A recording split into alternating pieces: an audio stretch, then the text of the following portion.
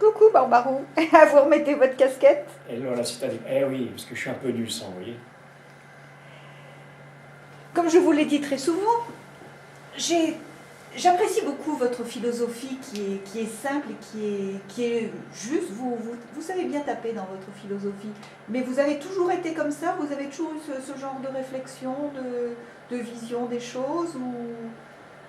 Comment ça se fait? Parce que je connais quelques paysans quand même, mais qui est votre façon de voir assez pure, assez logique, assez même beaucoup d'ailleurs. Et comment ça vous est venu tout ça? Est-ce que c'est l'école, c'est vos parents qui vous ont appris, un oncle Eh bien, oh, je vais tout vous dire, oui, c'est un soir de confidence, donc je vais essayer d'être franc avec vous. Vous voyez, oh, j'avais quel âge? Oh, je vais avoir pas loin des 20 ans. Je suis revenu un samedi soir, et j'étais bien chaud, comme on dit par ici. Vous voyez, vous savez ce que ça veut dire ici, quand on dit qu'on est bien chaud? C'est que ma foi, on a bu un petit peu trop. Et que ma foi, on n'est pas très bien. Alors j'ai un peu honte de dire ça, mais enfin. Et voilà-t-il pas que j'arrive, bon, à l'époque, mes parents étaient encore là, et j'arrive à la ferme, je mets le vélo comme je peux contre un poteau, et puis je m'en vais pour rentrer dans la maison. Et alors je ne sais point ce que j'ai fait. Oui, ça me rappelle, le jour que je viens de faire, là, ça me rappelle plein de souvenirs, oui. Et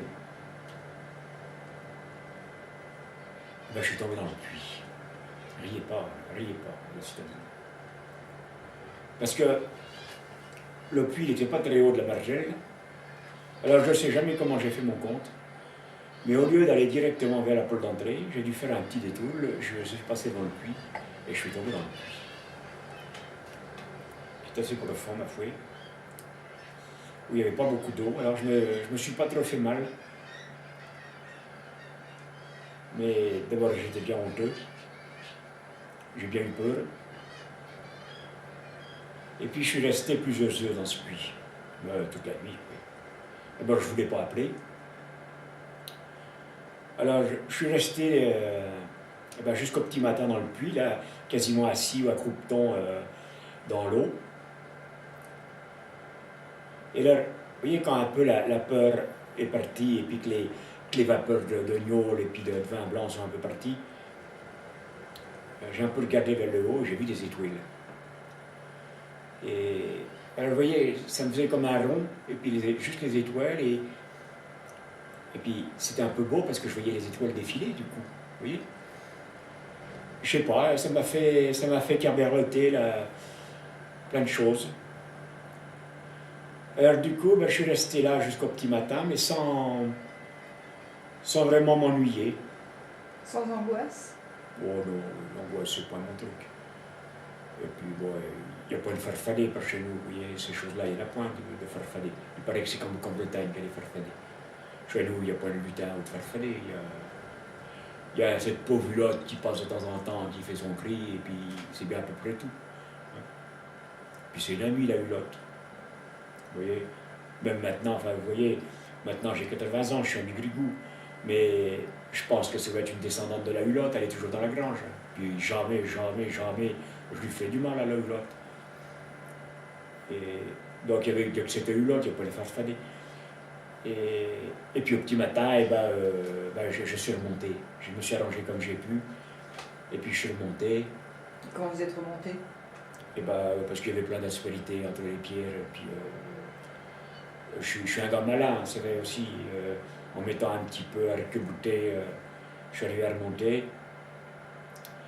Et puis je me suis sorti de là, j'étais me laver, me débarbouiller, personne ne m'a vu. Bon, au repas de midi, j'ai bien vu que la mère, elle me regardait dans l'œil parce que j'avais les mains toutes frappées.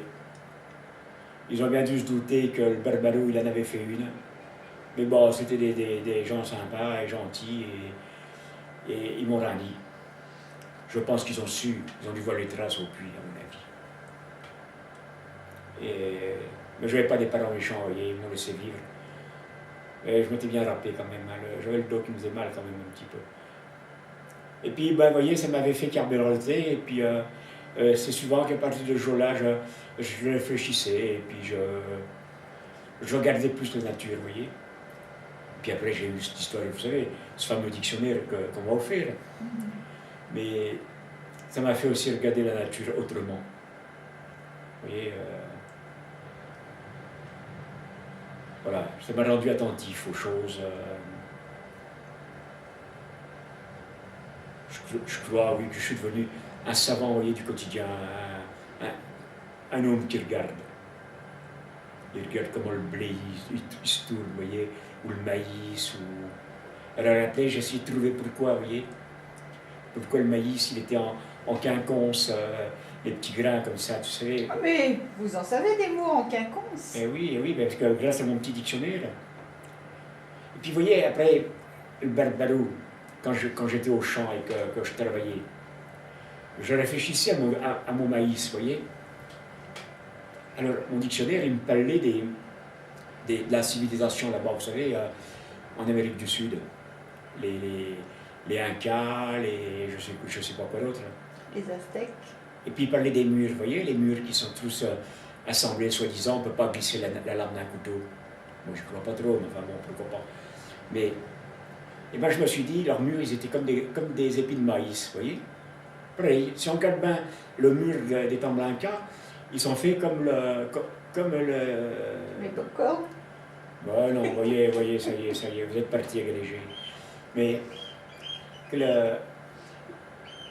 les grains de maïs, comme ils sont assemblés, là, ou bien tassés les uns contre les autres, et bien leurs pierres, elles sont pareilles, vous voyez. Alors, vous voyez, tout ça, ça me fait réfléchir, ça me fait... Comme les pyramides, en fait. Ça me fait chercher des raisons aux choses, vous voyez. Je crois que je suis un paysan qui se disait des pourquoi, et pourquoi ça, et pourquoi ça. Comme les gamins. Un peu comme des gamins, sauf que, ben moi, le soir, j'essayais dans ma petite tête, avec mon dictionnaire, en réfléchissant. Ah oui, ben pourquoi ça, et pourquoi ça, et pourquoi, et... Alors, je ne trouvais pas souvent, mais de temps en temps, vous voyez, je trouvais quelque chose qui m'allait bien. Et puis, peut-être que c'est comme ça que je me suis éduqué un peu. C'est pas l'école qui m'a éduqué, moi, il faut bien le dire. C'est le... Oui, je vois faire vos gestes là-bas, ça y est, je parle trop. Moi non, vous ne parlez pas trop. Allez, et ben arrêtons là, et puis voyez, déjà, pensez à ce que je vous dis, que l'épi de maïs, c'est un peu comme les temples de pierre, tout est assemblé à peu près. D'accord. Vous verrez que le barbarou, il est pas si bête. Il n'est pas si bête, mais je sais. Il est pas si bête. C'est pour ça que je vous invite tous les semaines maintenant. Allez, barrez-moi l'appareil.